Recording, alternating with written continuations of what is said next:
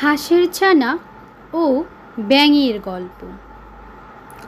অনেক দিন আগে খুব সুন্দর একটি দ্বীপ ছিল নদীর ধারে, আর সেখানে খুব সুন্দর হেসে খেলে জীবনযাপন করত কিছু হাঁস। হাঁসেরা প্রতিদিন নদীর পানিতে নেমে সাঁতার কাটত আর খাবারের সন্ধান করত। ঠিক অন্যদিকে তাদের ছানাগুলো সেই নদীর পাড়ে দাঁড়িয়ে অপেক্ষা করত, কেননা তাদের মায়েরা নদী থেকে মাছ শিকার করে এনে তাদের খেতে দিত। তাই হাঁসের ছানারা নদীর পাড়ে দাঁড়িয়ে তাদের মায়ের অপেক্ষা করত। অন্যদিকে ছোট্ট আরেকটি ছানাকে দেখা যেত, সে দাঁড়িয়েছিল, একাই দাঁড়িয়ে থাকত, কারণ তার মা বাবা ছিল না, আর সেই জন্য তার জন্য কেউ নদী থেকে মাছও শিকার করে আনতো না। তাই তার নিজের খাবারের সন্ধান নিজেকেই করতে হতো। তাই ছোট্ট হাঁসের ছানাটি নদীর ধার ধরে হাঁটত, আর ধারের কাছেই ছোট ছোট মাছ আর শ্যাওলা খেয়ে সে তার ক্ষুধা নিবারণ করত। এভাবেই প্রতিদিন চলত।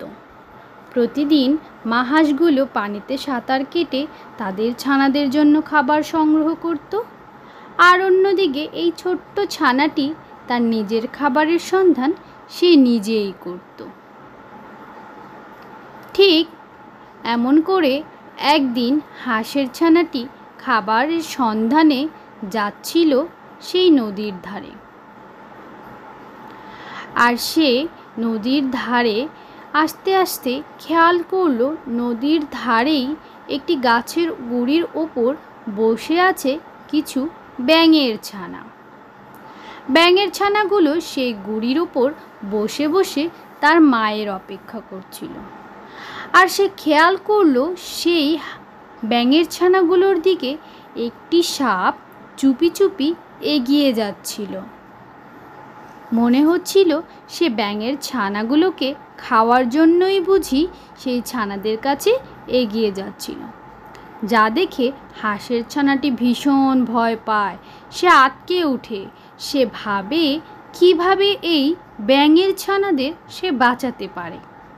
তখন সে দূর থেকে দাঁড়িয়েই চিৎকার করতে লাগলো, আর ব্যাঙের ছানাদেরকে চিৎকার করে ডাকতে লাগলো,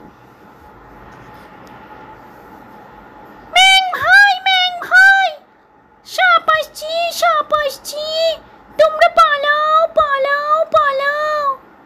এই বলে সে বারবারই চিৎকার করতে লাগলো, আর তার চিৎকারের শব্দে ব্যাঙের ছানাগুলো ঠিক ঠিক সাপটিকে দেখতে পেল, আর তৎক্ষণই তারা লাফ দিয়ে পানিতে পড়ে গেল, আর পানিতে সাঁতার কেটে চলে গেল।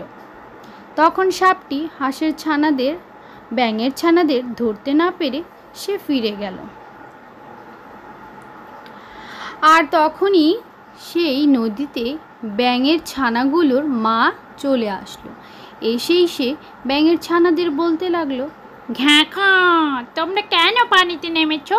তোমাদের না বলেছি গাছের গুঁড়িতে বসে থাকবে, কেন পানিতে নেমেছো বলো তো? তখন ব্যাঙের ছানাগুলো বলল তার মাকে সব কথা। দেখো মামা, আমাদের একটা সাপ কেটে এসেছিল, দেখো। তখন ওই ছোট্ট হাঁসের ছানা আমাদের বাঁচিয়ে দিল।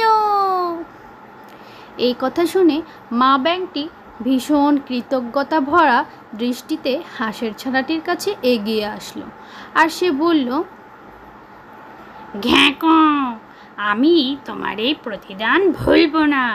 আমি অবশ্যই তোমাকে কোনো না কোনোভাবে সাহায্য করব। তোমার কোনো কিছুর প্রয়োজন হলে আমাকে বলবে কিন্তু। এই বলে ব্যাঙটি চুপ করে ডুব দিয়ে ওখান থেকে চলে গেল। ঠিক একটা সময় ওই জঙ্গলে একটি দুষ্ট শেয়ালের আগমন ঘটল, যে শেয়ালটি ওই বনে থাকা সকল হাঁসদেরকে মেরে মেরে খেয়ে ফেলছিল। আর সেই জন্য সেখানে থাকা সকল হাঁস ভয়ে আর আতঙ্কে নদী পার হয়ে তারা অন্যদিকে চলে যাচ্ছিল। তখন সকল মা হাঁসগুলো তাদের ছানাকে পিঠে বসিয়ে নদী পার করছিল, কিন্তু সেই অসহায় ছানাটি, যার মা নেই, সে পাড়ের কাছে দাঁড়িয়ে থেকে তা দেখছিল আর কান্না করছিল।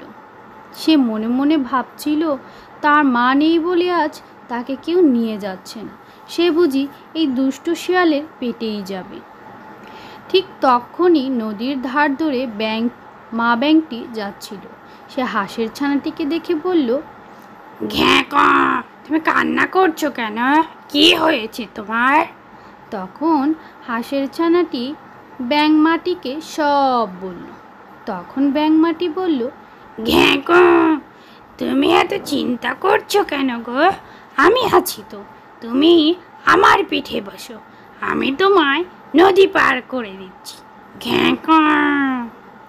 এই বলল, আর হাঁসের ছানাটি ঠিক ঠিক মা ব্যাঙটির পিঠের উপর উঠে বসলো, আর সে হাঁসের ছানাটিকে নদী পার করে দিল। এই ছিল আজকের গল্প।